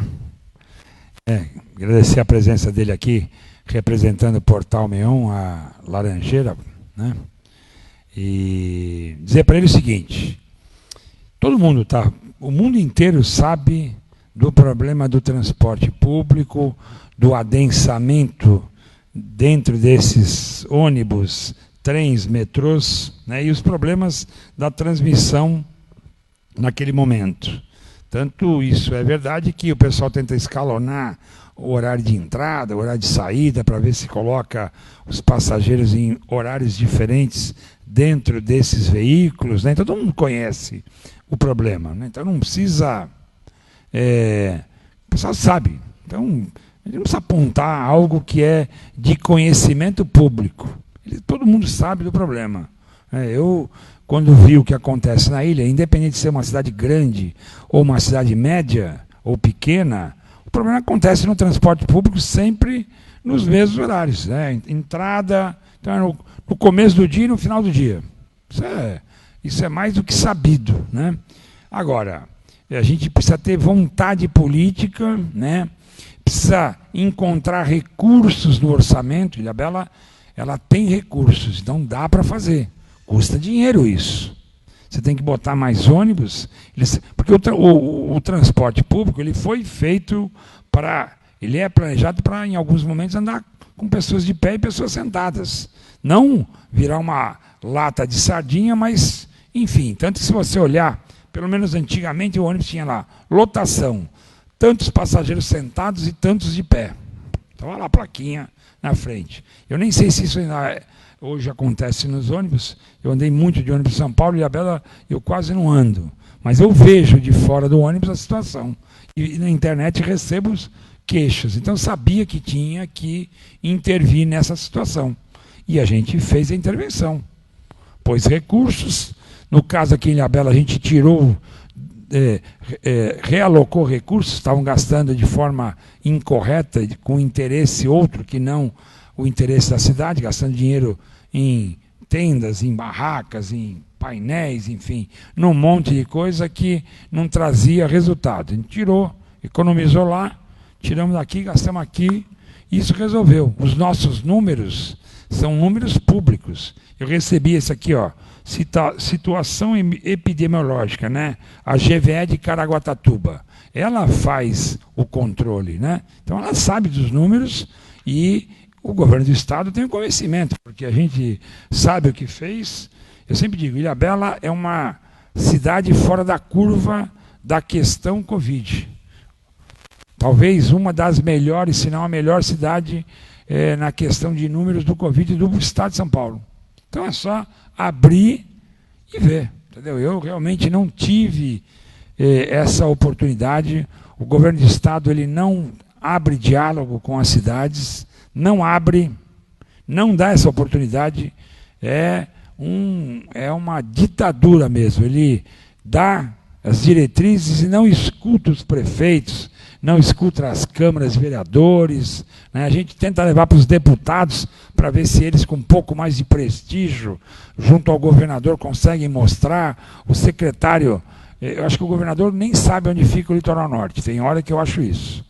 Eu acho que ele, quando ele vai para o verão, e vai para a praia, ou ele vai para a Bahia, ou ele vai para Miami, não vem aqui para o litoral de São Paulo. Então, acho que ele nem sabe onde fica isso aqui. Acho que é isso. Próxima inscrita, Heloísa Lacerda, o ancorador.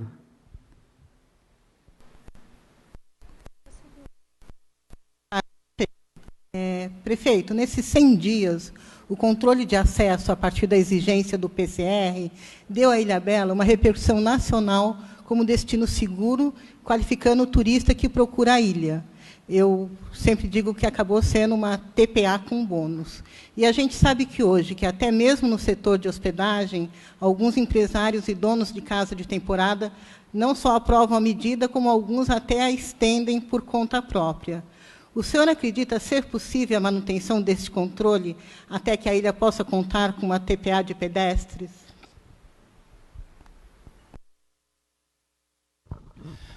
Boa tarde, Heloísa. Heloísa também é alguém que está sempre próximo. Obrigado, Heloísa, pela sua participação aqui. Então, dizer que essa questão da exigência do PCR foi, na época, pensada por causa do feriado de 10 dias de São Paulo e do ABC.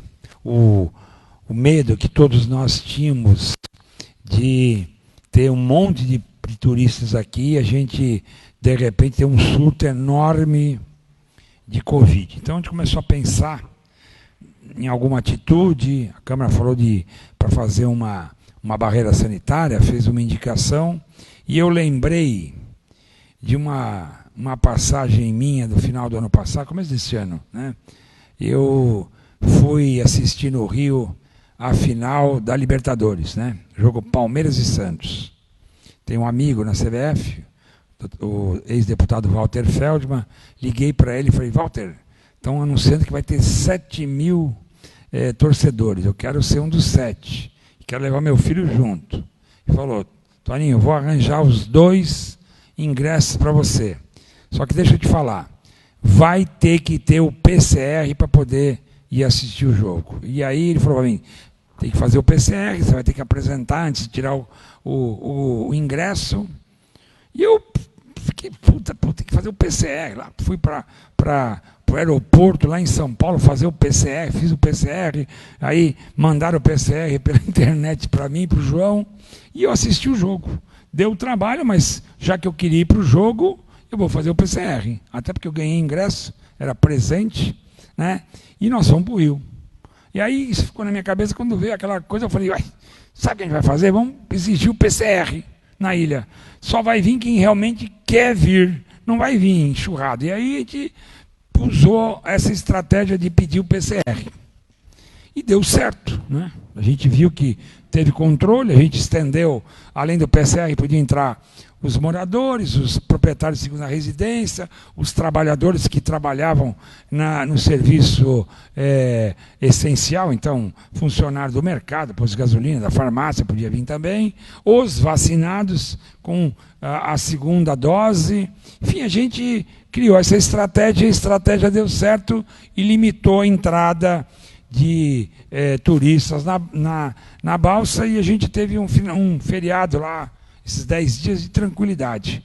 E aí surgiu a opção de fazer, estender isso nos finais de semana também, para evitar, de repente, um volume muito grande de turismo para a ilha, né, nesses finais de semana, e a gente, nesse último decreto, estendeu até o final de abril.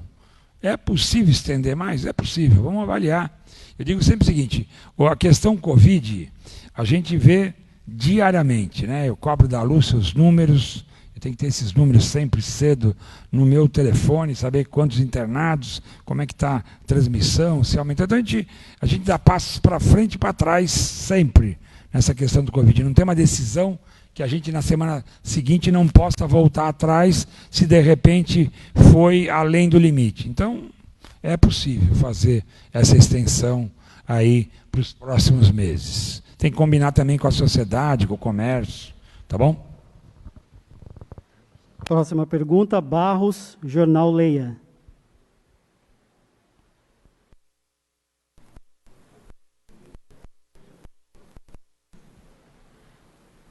Muito boa tarde. O senhor... Vamos lá. Muito boa tarde, prefeito. Prefeito, o senhor falou que inicialmente logo cancelou contratos, né? Contratos? Ele não está escutando. Está baixo.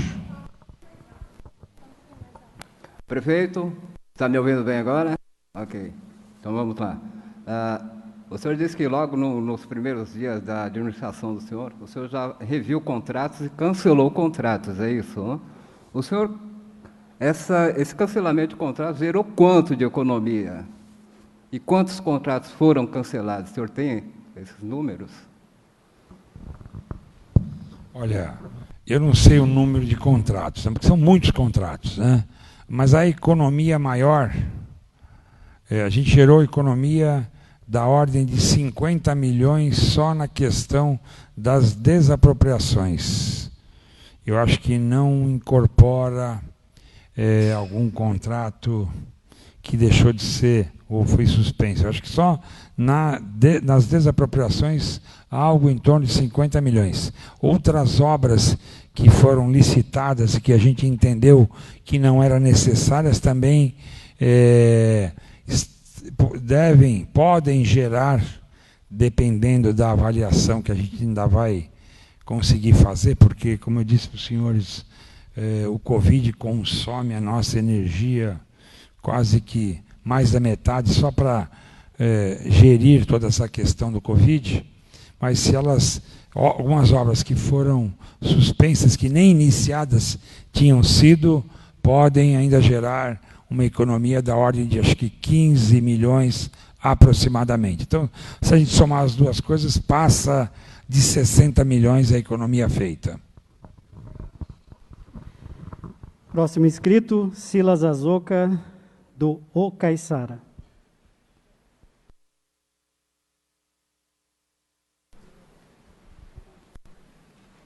Prefeito, aqui Silas.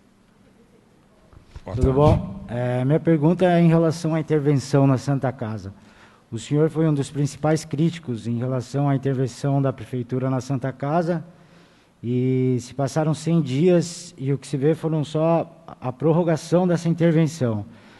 O senhor tem a intenção de terminar a intervenção? Já existe um termo de convênio para ser apresentado? Qual que é a intenção?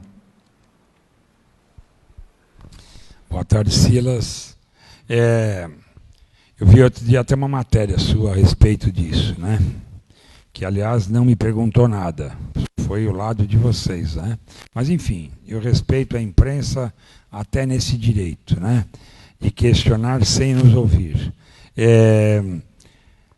Lógico que a gente vai acabar com a intervenção, até porque eu sou membro da Santa Casa, eu sou um irmão, existem 2 irmãos beneméritos na Santa Casa, eu sou um deles, né? A gente tem um carinho muito grande por essa entidade, mais de 77 anos de existência, e a gente sabe da importância da Santa Casa para a cidade de Ilhabela. Eu participei lá não fui interventor, na época eu, junto com meu sogro era o provedor, eu era o braço direito do meu sogro, a gente trabalhou muito a Santa Casa, nós recebemos a Santa Casa, administramos a Santa Casa num período em que a ex-prefeita Nilce era prefeita, tinha um grupo que queria derrubar o prédio da Santa Casa, a gente brigou muito na justiça, no direito, mantivemos a Santa Casa de pé, depois reformamos a Santa Casa. Santa Casa é uma entidade que eu tenho um carinho muito grande. Agora, a intervenção foi algo que foi feito no passado e que, como eu disse para vocês, a gente recebeu tudo muito confuso e muito bagunçado. Os números eram muito grandes. Eu deixei a Santa Casa com um número de funcionários, quando eu recebi de volta tinha o dobro. A gente mandava para lá um X de recursos, quando a gente assumiu a prefeitura, era esse X vezes 4. Então, foi tudo muito difícil no meio desse momento em que você tinha contratos e pessoas a mais para trabalhar o Covid, a questão do convênio tinha que incorporar todos os serviços para você poder ter uma previsão de orçamento. Então, a gente não conseguiu, nesses 90 dias iniciais, que a gente previa ser suficientes para definir o tamanho do convênio, a gente não conseguiu definir o tamanho do convênio. Então, o convênio, a gente não conseguiu detectar qual era realmente o número a ser conveniado. Então, a gente pediu mais 30 dias, e eu espero que eles sejam suficientes. Se não forem suficientes, a gente faz mais 30 dias, mas eu assumo aqui um compromisso que até o meio do ano está resolvido. E aí a intervenção cessa, a Santa Casa passa a ter de volta a sua independência, mas o compromisso da cidade com o serviço que ela precisa desempenhar. A gente sempre teve a Santa Casa como uma entidade a serviço da sociedade de Ilhabela, não para criar lá cabide de emprego, não para criar lá pessoas em desvio de função, nada disso. A gente quer a Santa Casa a serviço da sociedade de Ilhabela, prestando serviços na área de saúde, que é o foco da Santa Casa. Ela tem um estatuto, tem um foco, ela tem irmãos, e eu sou um dos irmãos, já há muitos anos, tenho muito orgulho de fazer parte dessa irmandade, e eu tenho certeza que a Santa Casa precisa e merece ter essa independência. Então, se a gente pudesse, já tínhamos feito. Mas, se a gente não fizer em 120 dias, em 6 meses está pronto. Se a gente atrasar em função de toda essa turbulência e esse trabalho extra, tá bom? Mais 3 perguntas para a gente encerrar. Edson Prata, do jornal Folha do Litoral.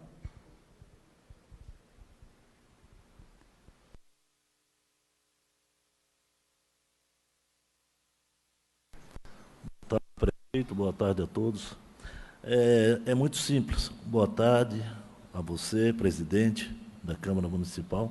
Só queria saber se a Câmara Municipal, para o senhor prefeito, se está adequando tudo que vocês necessitam, se está tendo apoio real.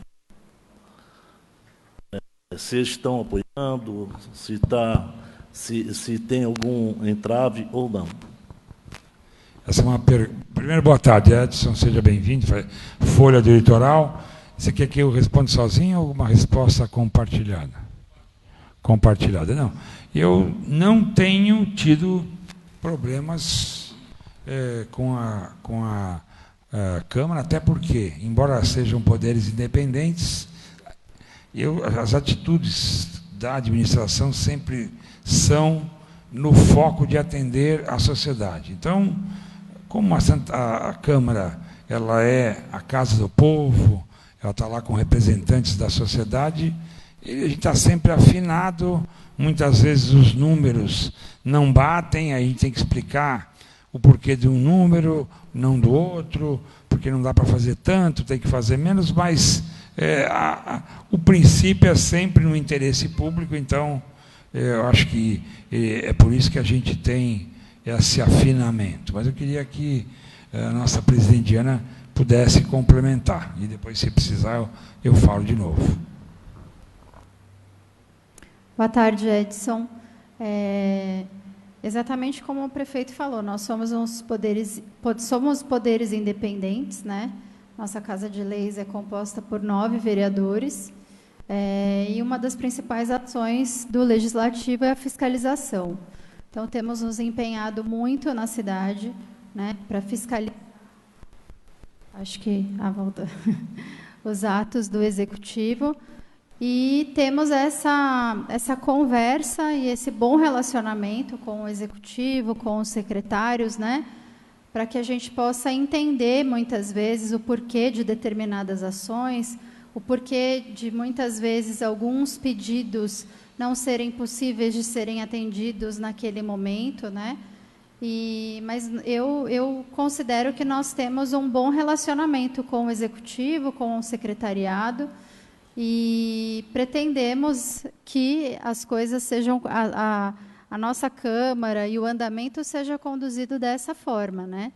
Para que a gente possa atender aí os anseios da nossa população. Até porque, se formos analisar o que vivemos no passado, né, a última legislatura, nós tínhamos uma Câmara que não conversava bem com o Executivo e foi um desastre na cidade. Então, espero que a gente tenha aí, nesses próximos 4 anos, esse bom relacionamento. Prefeito, 2 veículos, eles não puderam estar presentes, tanto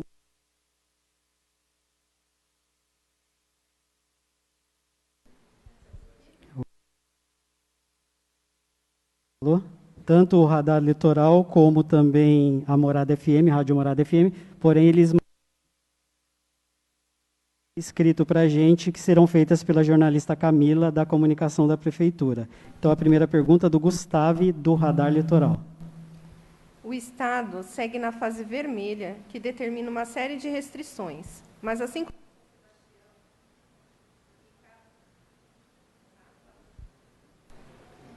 Alô? Ponto. Mas, assim como São Sebastião e Caraguá, Ilhabela flexibilizou a abertura do comércio baseado... Sabemos que Ilhabela é muito procurada como destino de casamentos. A cidade dará algum tipo de permissão para esse tipo de evento, ou ainda chamado mini-wedding, que são casamentos com público reduzido?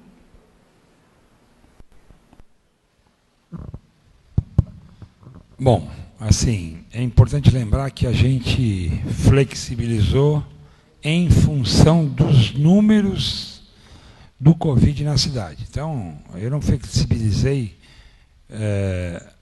o comércio de Ilhabela, as atividades econômicas de Ilhabela em função do vizinho ter feito ou não ter feito. Então, a gente flexibilizou em função dos nossos números e do nosso planejamento, né? A gente, como eu disse há pouco, a gente tem medicação, tem oxigênio, tem equipe, enfim. A gente se preparou de forma adequada para enfrentar essa pandemia. E os números estão aí mostrando o trabalho que foi feito nesses últimos 100 dias. Né? A questão casamento. É importante lembrar que um casamento ele é planejado com muita antecedência. E essa flexibilização é algo que depende dos números da doença, da situação da cidade. Então, nós podemos dar 2 passos para frente e ter que dar 1, 2 e até 3 para trás. Então, não é uma questão, vamos dizer assim, extremamente segura. Eu acredito que a gente está no caminho certo. Eu entendo que a gente não tem mais volta para o vermelho. Acho que a situação no Estado e no Brasil vai melhorar nos próximos meses, porque a gente entende um pouco de como se desenvolve essa pandemia, até olhando situações fora do país. Mas eu diria que é muito arriscado alguém hoje querer planejar um casamento, porque pode ser surpreendido com uma medida que o impeça, entendeu? Então, eu acho que casamento com festa nesse período é muito difícil. Agora, é lógico, se tiver num momento em que a gente está aí flexibilizado, pode acontecer. Agora, a gente é rigoroso. Eu não sei se todos acompanharam o que aconteceu há 2 finais de semana atrás, né, uma festa lá na Casa dos Sonhos de Ilhabela, que mais parece a Casa dos Pesadelos, né? 50 pessoas, uma baita festa, uma bagunça, som. A gente não teve dúvida em multar o imóvel, a festa. A polícia teve lá várias vezes, várias multas a nossa vigilância sanitária fez, e ao final, quando passou e a gente avaliou tudo, a gente foi lá e lacrou o imóvel. O imóvel está lacrado e não vai ter mais festa nem para 1 nem para 50, enquanto as multas não foram pagas, e é algo em torno de mais de 15 mil reais, acho que 18 mil reais. Então, a prefeitura não vai aliviar. Se precisar interditar a festa, a gente vai interditar. Então, se for algo bem ordeiro, se for algo dentro de uma época, um casamento dentro de uma época que o planejamento permite, vai acontecer. Mas, se tiver planejado e entrar num período que não tá flexibilizado, e se a coisa desandar e virar uma grande festa do jeito que a gente viu lá, eles vão ser penalizados, ok? Pergunta do jornalista Júlio Buzzi, da Rádio Morada FM. Gostaria de saber se o prefeito Toninho Colucci vai retomar o projeto de atracação das balsas no sistema de gaveta para agilizar a travessia.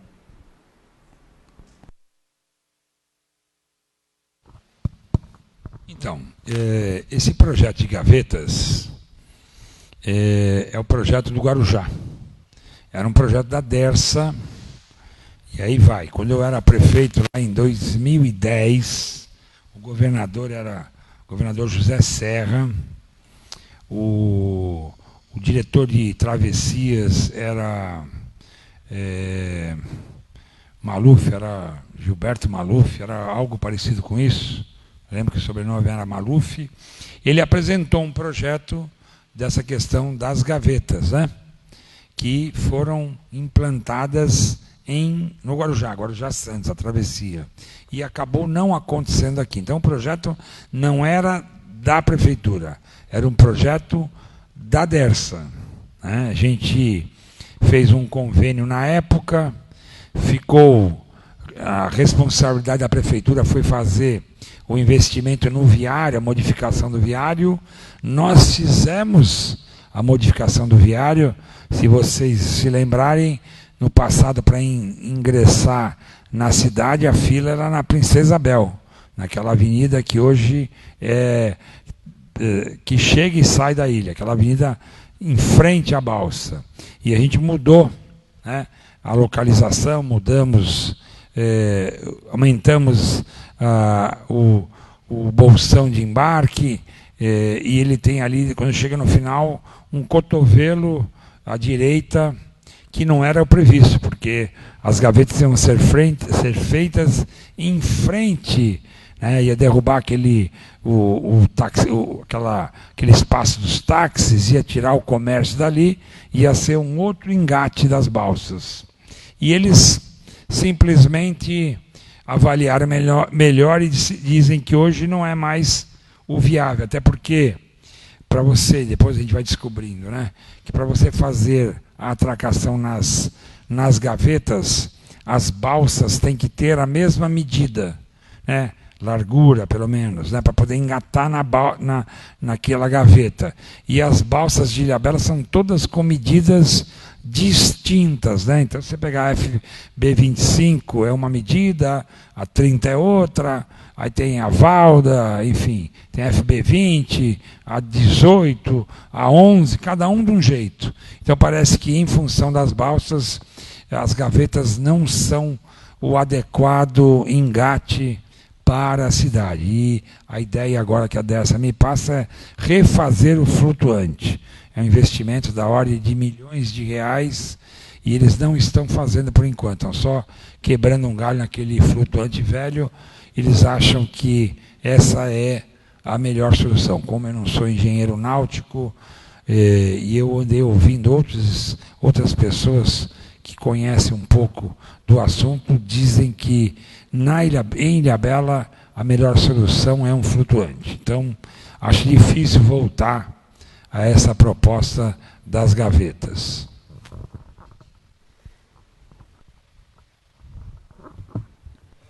Alô. Para finalizar, prefeito, a Gabriele, jornalista. A Gabi. Ah, está ali. Não tinha visto a Gabi. Seja bem-vindo, Gabi.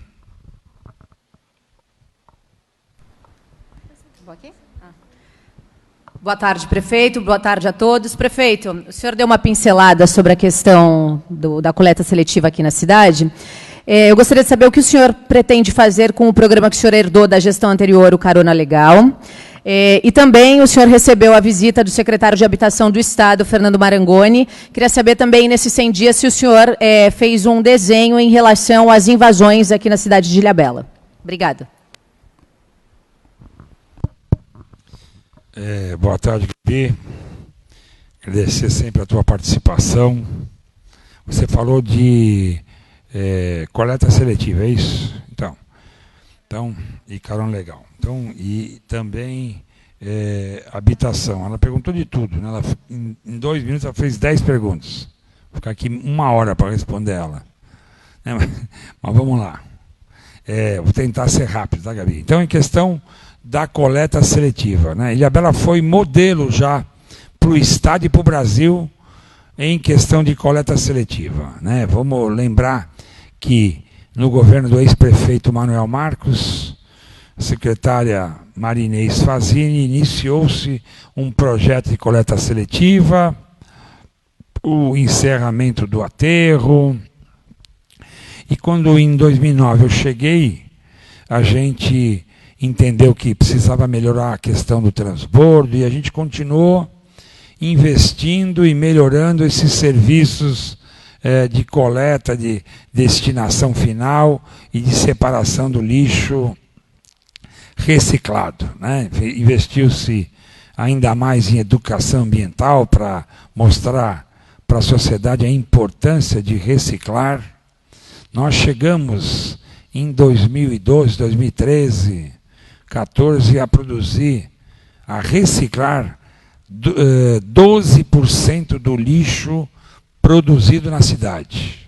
E é fácil ter essa medida porque a gente pesa o lixo que a gente manda embora e pesa o lixo que a gente vende. Na época a cooperativa fazia essa separação, a gente investiu naquela estação de transbordo, enfim, e a gente sabia o quanto de lixo era vendido, que gerava dividendos para a cooperativa, e o quanto de lixo a gente pagava para a transportadora levar para o aterro sanitário. Então chegamos a reciclar 12% do lixo produzido na cidade. Só para os senhores terem noção do que eu estou falando, São Paulo, a cidade de São Paulo, ela recicla 2% do lixo produzido. 2%. E eles estão perto das indústrias que compram esse lixo. Nós estamos longe, é difícil levar o plástico para a indústria, porque tem que pegar a balsa, tem que pagar combustível, pagar pedágio para levar lá para a fábrica de papelão que recicla lá em Santo André. Aqui nós estamos longe, lá está perto. Mesmo assim a gente produzia a gente reciclava 12% do lixo produzido na cidade. Se não uma das maiores cidades recicladoras em números percentuais, lógico. O lixo de São Paulo são centenas e centenas, milhares de quilos, enquanto aqui é muito menor. Mas em termos percentuais, a gente fazia isso. A gente reciclava muito vidro, muito papelão, muito metal. Enfim, a gente sabia e tinha expertise do trabalho. Infelizmente, esse governo que aí passou destruiu muita coisa e também destruiu essa central, essa estação de transbordo. Tudo que eles puseram à mão, eles puseram para piorar ou para ganhar dinheiro com isso.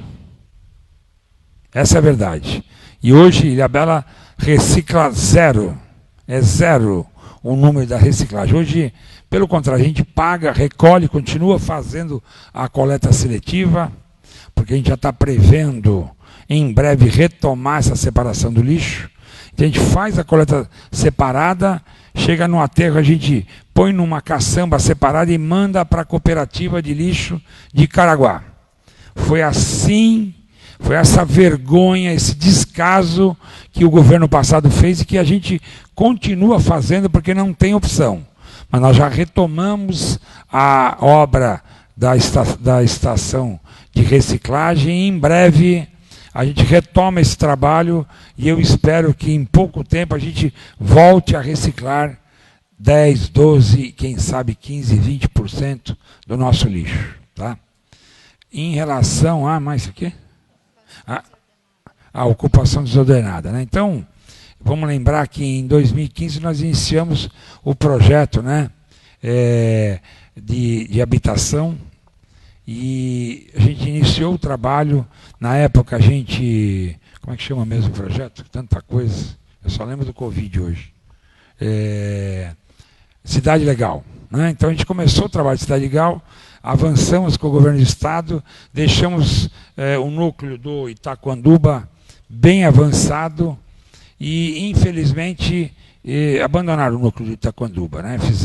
Contrataram uma empresa, faturaram muito dinheiro, começaram a fazer ações em todos os núcleos, mas não concluíram nenhum.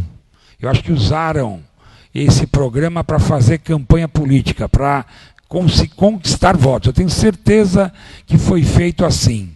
Então, para fazer barulho, fazer movimentação na cidade toda, começaram a fazer tudo e não terminaram nada. Gastaram muito dinheiro e, de prática, nada fizeram. Ou quase nada fizeram.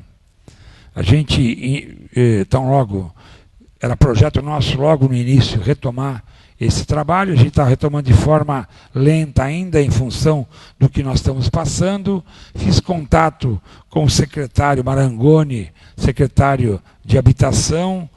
O Estado volta a ser parceiro, não precisa de gastar tanto dinheiro com empresa, botar tanto dinheiro do bolso da cidade, porque tem programas que fazem isso de forma de parcerias. Então a gente vai voltar a fazer isso e eu acredito que em breve a gente consiga retomar principalmente Itaquanduba, porque é o maior núcleo.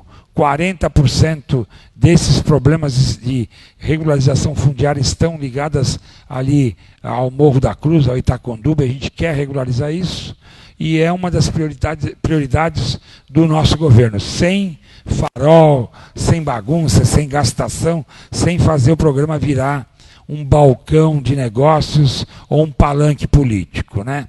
E a terceira, eu já nem lembro. O Carona Legal. Tá. Então, o Carona Legal é um programa bacana, a princípio, uma boa iniciativa, desde que seja feito de forma correta.